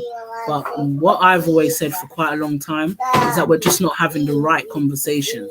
So as us as sisters, we do talk a lot, and we do gather and we have our sisters groups and everything. But what type of conversations are we having? Do you get what I'm saying? And I do think we do need to have a lot of the healing and self-care, but we do need to have some real honest conversations with ourselves. And like I said, this feminist rhetoric has seeped into the conversation of Black women. So we don't know when we're perpetuating certain things that are destructive to us as women and our homes. And I think we have to have certain conversations so we can cleanse ourselves from these things. But men need to address men, and women need to address women. And that's why the starting conversation I said was women with opposing views have conversations with different kind of views, right? And what I was saying at the beginning of the show is, unfortunately, there is movements of men and women who have completely turned their back on being around or with other Black people. And understanding how this happens and who takes responsibility for fixing that. So what if there are Black women who don't want to be around Black men, you assume it's a collection of things they've seen and how they've interpreted it. So it would be about trying to hear that and then trying to have the conversations with certain Black men who might be continually doing a certain practice or not, and obviously vice versa, women who do the certain practice or not. But it definitely starts with two opposing views having a constructive, civilized conversation about how comes there's this dynamics in this content or in the community, and that's hopefully what we can achieve here at some point. Right. I think that's a good thing to strive to. I mean, there are certain things that someone who may hold feminist views that they may say that I agree with because I'm a woman, right? So if they're bringing issues that are specific to womanhood to the forefront, sometimes I'm not always going to say, oh, well, sis, can we just talk about the community? There's nothing wrong with like Sister Sankofa spoke about the rate in which Black women are dying in childbirth. That is a real issue. And if a feminist person brought that to the forefront, I'm not going to say, oh, well, we out here dying. They killing us in the street. Like we can talk about childbirth and what's going on with prenatal care and what's going on with, them wanting to take our I'll do a hysterectomy and all of these different things, those are very valid points to talk about. So you can have a conversation with someone if you have opposing views. I think it becomes a little toxic when maybe whichever side, like the talking points are just more accusory, they're more very blaming, or just founded on like non-truths, right? So if something is just like false, or it could just be like I don't want to say cultural, but like a made up norm, like men aren't supposed to talk to their daughters about this. It's like, who says who made that up? Where'd you get that rule from? Right? Like that's not, people, that's not real. Sometimes men do have conversations about, whatever. Maybe the mom was, not around. Maybe she was at work when, dad had to just take care of this conversation. You can't wait 9 hours to have a conversation till mom gets home. Right. So I don't know. I think sometimes I've had some real tough conversations with a person who has feminist views, and all I can say is it didn't really go very well. Right. Yeah. It was this. I was accused of holding a man's hand, wanting to hold a man's hand and not letting him stand up and be a man. That's what I was. That's what I was told. Well, that's an interesting topic because that is something that you do hear, and does that go on in some communities? Is there in some areas hand holding and not allowing the man to leave the nest or to find? Yeah, but if that comment comes right after I say that there are certain things that occur systematically to oppress and to come against the Black man, then that's not, you're not saying I'm not hand holding him by stating the facts. Yeah. Right. So if I says, well, he's just can't, they keep denying him, so he's a little stressed out right now. I'm gonna give him a couple of months before he applies for his next job. Okay, now you could say you could say that I'm enabling him, right? But if I were to say that, my husband's last name is Olufame, and he's, they're discriminating because he has an African sounding name. Don't tell me like, no, they're not. You see what I'm saying? Like you're not understanding that this actually does happen. Right. Yeah. Right. So yeah, not the lack of acknowledgement for some of the challenges that particular groups go through and how that contributes to, how achievements can actually be obtained, if at all. I was gonna. Oh, sorry. No, go ahead. Your time. Oh no, I thought Melanated was gonna say something as well. Sorry. No, I'm good. Oh, no, I was gonna kind of just. Lord of mercy. Yeah, build on the point of what Melanated said, that it's two different conversations with hand holding, or how, like she said, it's not hand holding if you're describing the systematic way our people, but obviously our brothers in particular, how they've been oppressed and the way that they're being attacked. That is not hand-holding, that is stating the facts and understanding the context and the conditions that we're living in. But when we're talking about, back to what I was saying in terms of whether us as women, we're doing the job that we're doing a good job, essentially, a lot of that. And, there is a case to say there's a level of trauma in terms of how we are raising our children as well. But there is more hand-holding, to me, in that term, when we are in how we are raising our children. And I say that to say, with our men, our boy children in particular, I say that to say, I know men in their 30s and 40s, that it's beyond hand-holding, like they say, to spoil a child is to ruin a child in some sense. And when that's the hand-holding, and you see that in their inability to develop as a man. So it's not just the fact that they're staying at home. It's like, let's say, because there's different reasons why somebody might have to move back to their family house, their mum's house or whatever, but it's the way that they're there. And it's not even the fact that they're in their mum's house. Sometimes they're not in their mum's house. They're by themselves or they're with their partner, but it's in their character.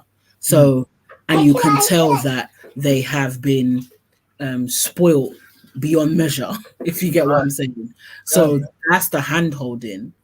That's the issue of hand-holding, not to point out and to understand, what our brothers are going through as we walk side by side in white supremacy.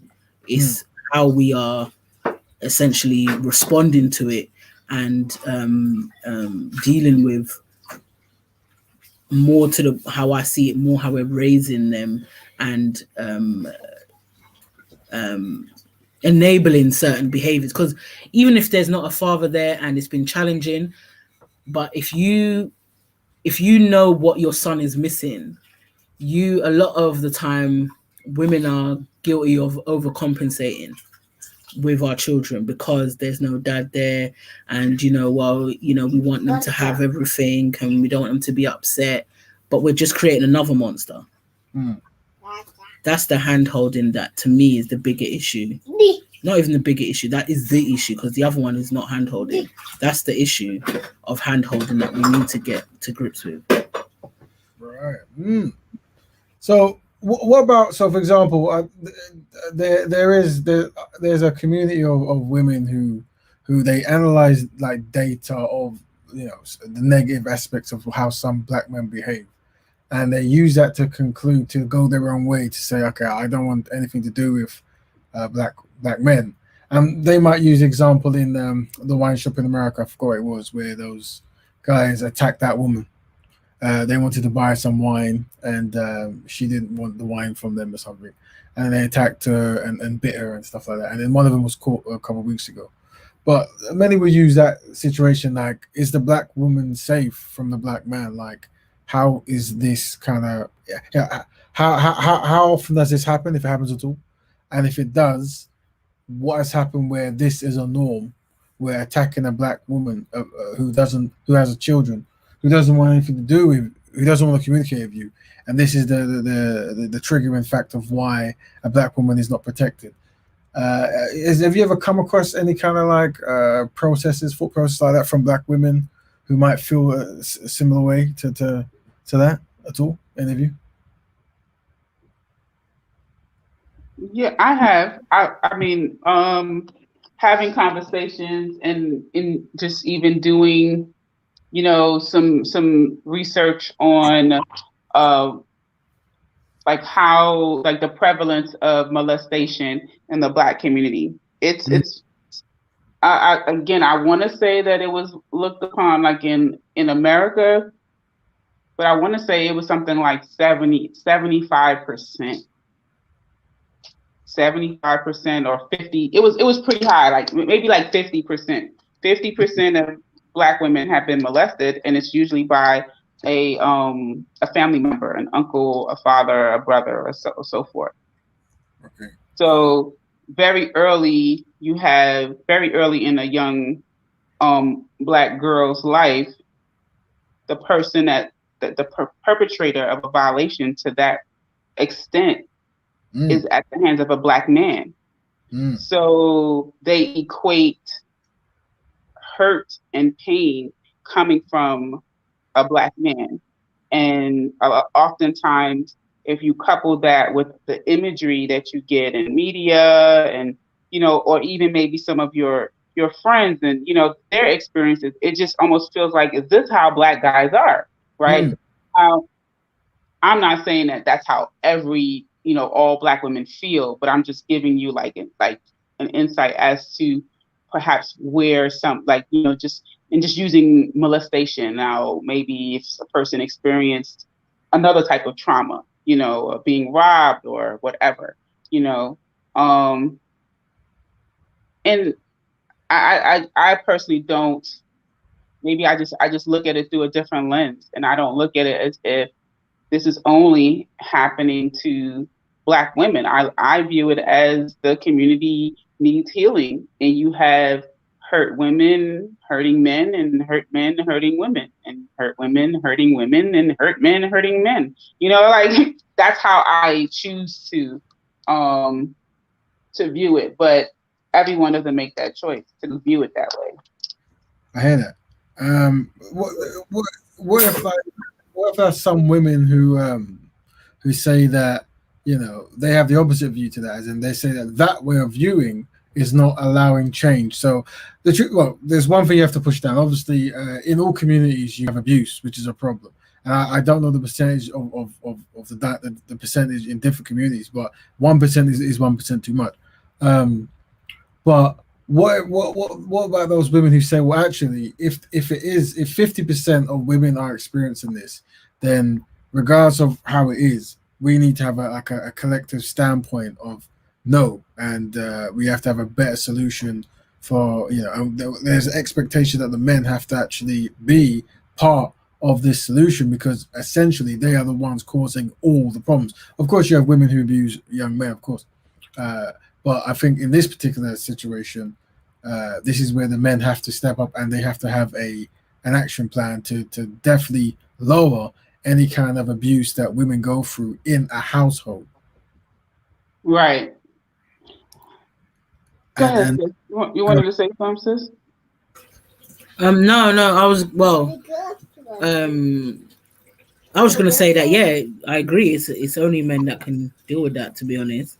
Okay, so let me just jump in there and say, if that's the case, you're right. Men should talk to men, and women should talk to women. This is a great push forward initiative, and that's one of my roles. But obviously, we cross paths to review what we're pushing forward. And I feel that if women are coming and telling me 50% of them are abused by brothers, fathers, husbands, what it might be, then that means men need to really get together to heavily minimize that. And I use the analogy of the guy outside the wine shop as like, as a community, what do we do to heavily minimize the comfortability of a man being able to attack a mother of children for not wanting to have a free jug of wine or whatever it might be.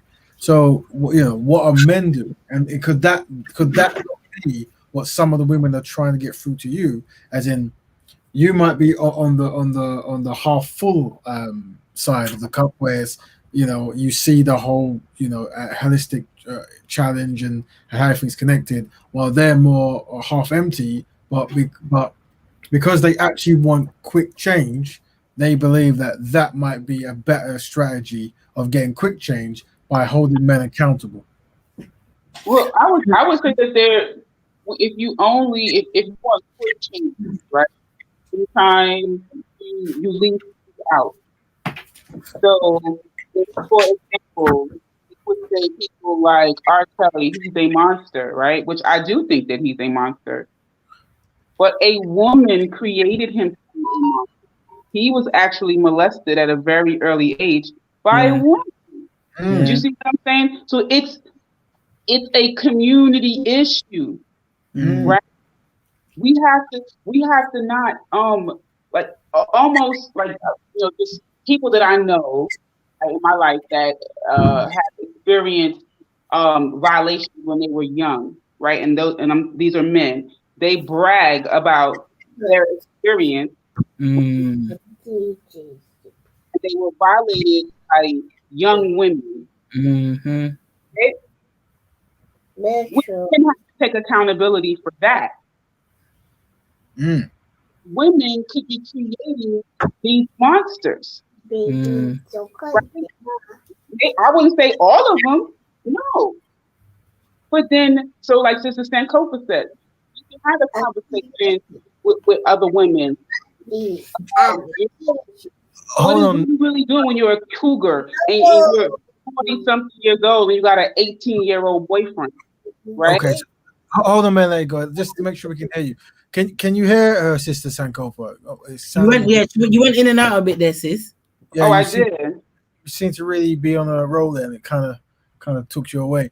But what I think we heard was something to do with cougars or something to do with older women. Well, I was just saying, yes, I said that. So women, we could talk to other women, right, yes, around being appropriate, being and not wanting to cause different types of trauma to young men who one day will be fathers, leaders of their households, have their own daughters, have their own wives, and so forth, so that they can be appropriate, right? So that they're not lusting after their daughters' teenagers that come over to the house because they were doing things with older people when they were younger, right? So we just want to point the quick fixes and point the blame and say these other people are bad. And so if men were telling other men, like, them on their inappropriate behavior, holding them accountable, when they do step out of line, then the whole community would be addressing the sexual violations of children as a whole, though, both sides. The men dealing with the men, the women dealing with the women. Some of these other groups, they just want to just point the finger and say these bad people are to blame. And it's like, yeah, I don't see that as being productive. I don't see that as a good solution. And we're not addressing. But it's not a good solution, like Melanie is saying, because we're not addressing the whole picture. That's the point. Right. So, like what she's saying with R. Kelly, because I said the same thing.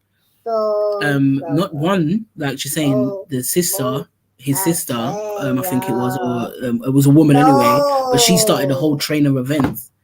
We don't never talk about that we don't never talk about that as an element of abuse in terms of when boys are bragging about, men are bragging about their first time experiences or their early experiences being with much older girls or women. We don't never talk about that. But the other element with R. Kelly situation was how many mothers willingly put their daughters in a situation for some form of financial gain. Yes. That actually happened. I don't want to talk ill of well, I'm not talking ill of the dead in terms of Aaliyah directly, but Aaliyah's mom is a grown woman. She knew that her daughter was spending unnatural amount of time with a considerably was a grown man, and it wasn't after a while it wasn't even a secret how he was operating. I kind of say after a while it's quite documented actually that he was like that before, you know, he became even big R. Kelly. Like they kept saying that he was going around schools or whatever. So there was a level of awareness of this man's behavior, and there's lots of mothers that put their daughters in that man's firing line purposefully for a particular financial gain. And you know, to just look at R. Kelly like he was, you know, he was in operation all by himself. Because like I said, if he's in jail, there should be parents in jail. A manager should be in jail. Yeah. Right. Because people helped that situation. They didn't just turn a blind eye. People booked hotel rooms, people delivered their daughters places. It wasn't a little thing. Do you get what I'm saying? That was a whole operation right there. Right. But definitely if we're not looking at it holistically, then we're just not dealing with it. Very, very good point. So in order to go from the other perspective, if we are going to push for an initiative where men talk to men and women talk to women, at current percentage-wise, who do you think is doing more of the talking? The black women to the black women, or the black men to the black men about how to this particular issue of molestation and sexual abuse? Who do you think is doing more of a talking, if at all, any?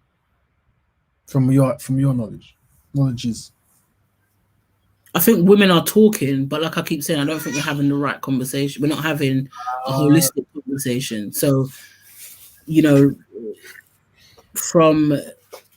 like we're saying, which is mainly from to some degree the feminist perspective, like, you know, to put it on the men, but that's where I suppose the conversation is just highlighting that there's a serious issue. That's as far as the conversation is going. It's not really addressing anything else to me anyway. I don't know if men might think there's a bit more. Well, definitely. Men, by the way, men, you're always welcome to jump on, even though we're in Women's Month, men, always welcome to jump on if the women don't mind, of course. And what I'm going to say now is in the last, say, 15 minutes or 10, 20 minutes, whatever, with our two guests, we are in Women's Month. Is there any particular topics you reckon, just so I can write down, you would like us to cover about women? Because obviously this is Women's Month, so when it goes, it goes. But, you know, while you're here, is there any particular topics or angles, particular discussions that you feel might be very necessary when it comes to women's issues or things that might be overlooked or missed or anything like this that you would like to tackle within this platform? Any of you? You can't be wrong. Oh, Melanie is gone. No, obviously not. I can't think off the top of my head. There's so many, but Okay. I'm big on parenting and I'm big on relationships in general. So I would say, you know, I remember we was talking about the qualities that we look for in a partner. I think there was that show. Yes. But my question is, I suppose that's more of a woman conversation holistically, but how ready are we? How do we prepare ourselves as women for the men that we say we want? Does that make sense? How do women prepare themselves for partnerships that they say that they want? Oh, how do women prepare themselves for the men they say they want? So any examples, any like, you know, film examples, like if you're writing a script and you have to give me an example to write into a film so we can learn from it. Any example? All right, so like, you know, when I was coming up in, maybe I'm a bit too militant, so this example might be, but you know, I was like wholly in love with Malcolm X, but and you know, women want a man, yeah, he's gonna defend me and he's gonna be this and he's gonna be militant and red tear. But could I be the woman that can stand with a Malcolm X? Do you understand? Do I have the qualities? Because we don't look at Betty enough as a woman in that time that held down a man like Malcolm X. Do you get what I'm saying? Yeah. And Malcolm X wasn't a man that wanted a woman that was, you know, we saw their love story in a sense that, you know, he was smitten with her and he didn't see her as, you know, meek and mild, and she was quite forthright and strong in her conviction of, you know, of how she saw things or whatever. So we don't really study sometimes the women that held particular men down that we would say, yeah, that's the kind of man I want. Well, what kind of qualities did a sister Betty have?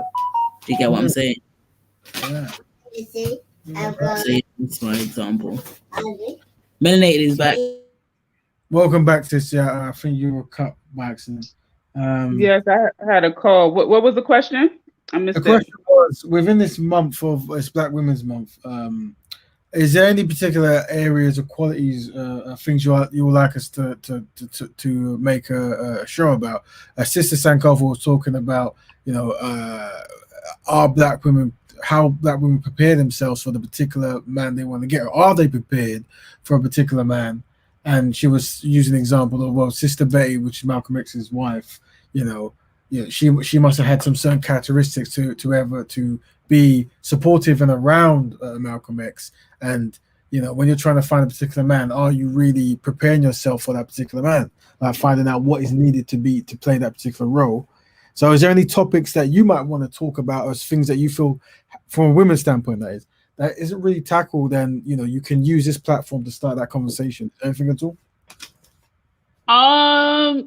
Yeah, I mean, you know, I wouldn't be melanated if I just didn't come with the topic. I think we need to talk about how we raise our kids and stop keeping our kids from their fathers. How about that? Yeah, so I said good parenting first as well. I mean, I know women is not going to like to hear that, but, you know, we need to stop using our children as pawns and tools, you know, weapons against their fathers, and to value family, you know, and try to find other ways to mediate, you know, any type of, you know, indifference. So I think. So you're saying that there might be some women out there who use their women as a tool or a weapon to control the father they are with or not with. I'm not too sure. And that's a topic you reckon we should tackle. Yes, I think I think that too often it is deemed almost as acceptable as a Mm, consequence. Oh mm, well, he shouldn't have cheated, or he like you Mm. know like It I should don't be. think we should excuse disloyalty. I mean, excuse a misuse of your children because someone was disloyal to you. You mm. know, And it has ripple effects. So it goes back to what we're saying. When you keep, especially if he's a not even a, not it's not good in any circumstance, but let's talk for the men that are looking for their children and want to be in their children's lives. Mm. What does that do to the spirit of that man? Mm. And if it's a boy child, 99% of the time it will never work in that mother's favor. That Right. child will grow up and have some type of issues that you created because of those decisions that you made. And then we're back in the same cycle of what we're talking about in terms of addressing our men and not particular behavior. even that. You saying if it's a boy child, if it's a girl child, how is she gonna grow to value men? You see what I'm Well, saying? So either yeah, way, it's just mash up. Either way, it's not coming out good. You have a girl. My father and my mother did everything. I don't need men. We don't need this. That yeah, that just creates a whole yeah, it yeah, just creates like a whole it creates the problems that we have today that we want to blame the man for.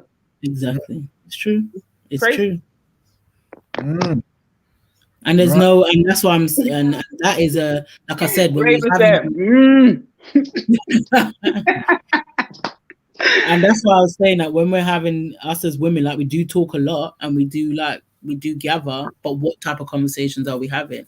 How many of us as women are speaking to our sisters that we know that are doing that and saying, yo, that's not right. Mm. That's not acceptable. There's no reasoning unless there's some physical abuse here. It's unacceptable. We're not holding each other to account for what we're doing and how we're Well, behaving. I think with you sisters at the moment, and I definitely agree with that this concept that you cannot use your children as a weapon. There is no good outcome when that happens, and that just shows you that when it comes to the bargaining power, some women feel that they can only use that's their only bargaining chip for some kind of positive change. But what I would say as well is, both you women seem to be more inward in your solution, so you understand the concept that women fixing women and also looking harsh toward women. And the male equivalent needs to be there for men who do the same. So we are looking harsh within our group, so we can be the people to try to steer men correct and stuff. However, I am aware that there are some women who might feel slightly different, and it would always be good to get their opinions on how they look at things. So that's something that hopefully we can look forward to get a panel of women who have different views on how to fix people. Either it's inward looking, where women are fixing women, or where women are quite critical about men. That dynamic is interesting to see. What comes from that. But yeah, I've written all of that, so that might be next week's topic. Maybe I mean, you see that one does seem quite. You have to write in the way. Do some black women use their children as a means to control their husband or something like that? I have to think of that. We have to think of some of that. But yeah, okay, we can have that. But but remember that the emphasis on that particular topic in Women's Month is a harsh look at women.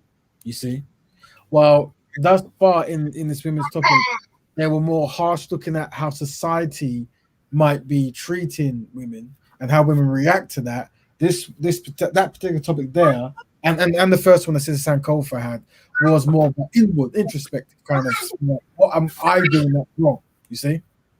so maybe you can add a little like niceness at the end, like Okay. how did she heal her family, or you could throw a little niceness there, so it's not like exactly. But this is the thing, when it comes to I'm a equal opportunity, give you see what I'm saying, like they don't want to handle the black man with gentle gloves, but Mm. when it comes to us, why you said it to me like that, and Mm. my situation is different and such, you know, Mm. like, nah, man, like I work with the, I guess I'm passionate about this because I work with the kids that are the results of all of this stuff, Right. you know. Mm. When I see parents could work together, it's such a beautiful thing. Like, oh, my mom and dad aren't together, but they both love me. They're both at my games. They're both here. You know, they help out each other. Like, it just seems healthy. Mm. That's true. Right. So interesting concept there. Yeah, definitely. All right. Well, sisters, if that I've written those two topics down, and you know, I'm also going to wait for some others who's going to email me what they want. But yeah, that could be an option. But we are now coming to the end. So if there's any things you would like to say as we go out, now's your time. You have the floor on the mic. Just big up for developing this channel and having these topics and having us as your focus, women firstly, but just us as a people. And yeah, just give thanks for the platform, and I really enjoy it every time I come on. At the moment, I'm not really a YouTuber, but it's the most productive channel that I'm aware of anyway. So yeah, give thanks. Thanks, sister. And Sister Melanie. Yes, I would like to echo that. This is definitely a wonderful addition to black media and channels that are focused on us. And just thank you for creating an environment where sisters can talk and we can talk about sister stuff, and it's you know you feel comfortable, and just big up to everyone in the chat. Make sure you like it. Make sure you share it on all your social media so people can know that there's places like this. Yeah. Thank you very much, sister.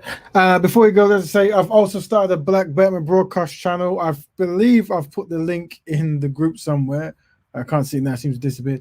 But what I'm going to do is on all these channels, after it goes live, I'll leave a comment on the actual video itself. Please follow that, because eventually, I think you need about 500 viewers to be able to run live. That last time I checked, that's what it was. Don't know if it's still that now. So what we're going to do is try to get a more dedicated place so that the whole marketing, branding, look and feel is actually just 100% strictly Black Betterment. Because like I said, if you don't identify what you're trying to change, you won't change. And yeah, we're still in Black Women's Month, so any topics, let us know. We definitely want to get more women talking, and yes, we want to get slight different views. But when we get those slight different views, we want to conduct ourselves in a way that's conducive, and we can, we're solution based, so it isn't just strong disagreements. It's actually everyone's on the same page. But for this week of Black Betterment Broadcast, I'm your host, Rap Raven, and see you guys next week. Thank you very much. Thank you to our guests, Sister Sankofa and Mrs. Malade, and I'll see you guys next week. Thank you very much. That's the end. All right.